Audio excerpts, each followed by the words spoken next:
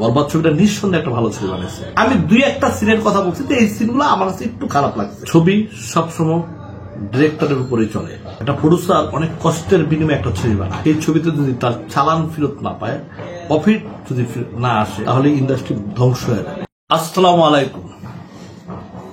এবং একটু ভিডিওতে আসলাম আমার নিজের মোবাইলে। আমি কয়েকদিন আগে বলছিলাম আমাদের সিনেমার ইন্ডাস্ট্রির ইতিহাস ছিলাম। ইতিহাসগুলা বলতে হয়তো অনেকে আমাকে আমার কথাগুলো মাইন্ড করছে বা কষ্ট পাইছে, অনেকে খারাপ বলছে যে আমি বেশি কথা বলি, আমি এটা বলি না। আমার একটু জলে একটা প্রডিউসার অনেক কষ্টের বিনিময়ে একটা ছবি বানায়, আর সেই ছবিতে যদি তার চালান ফেরত না পায়, প্রফিট যদি না আসে, তাহলে ইন্ডাস্ট্রি ধ্বংস হয়ে যাবে।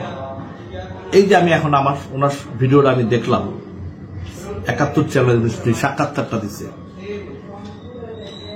এবং উনি তো যেভাবে বর্ণনা দিছে কত টাকা পায় এভাবে তো ওনার পাওয়ার কথা না। হল মালিক 50-50 দিয়ে দিবে, সিনেপ্লেক্স 50-50 দিয়ে দিবে, তাহলে দেখবেন প্রডিউসাররা টাকার মুখ দেখে। উনি কিন্তু নিঃসন্দেহে একটা ভালো ছবি বানাইছে। আমি চাই না এই প্রডিউসারটা হারায় যাক, যেমন আয়নাবাজির প্রডিউসার হারায় গেছে, ডাকাডাকের প্রডিউসার হারায় গেছে। ভালো ছবি বানাইছিল ওগুলা। বরবাদ ছবিটা নিঃসন্দেহে একটা ভালো ছবি বানাইছে। আমি দুই একটা সিনের কথা বলছি, এই সিনগুলো আমার কাছে একটু খারাপ লাগছে। আমি কিন্তু ছবির কোনো বদনাম বা কোনো কিছু করি নাই।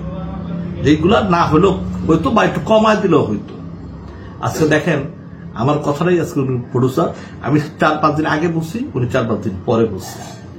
তা আমি ওনার জন্য দোয়া করি যে উনি যেন তার টাকাটা, লগ্নিটা সুন্দরভাবে পায়, চোরের হাত থেকে যেন উনি সেফ হয়, তাহলে ইন্ডাস্ট্রি বাঁচবে।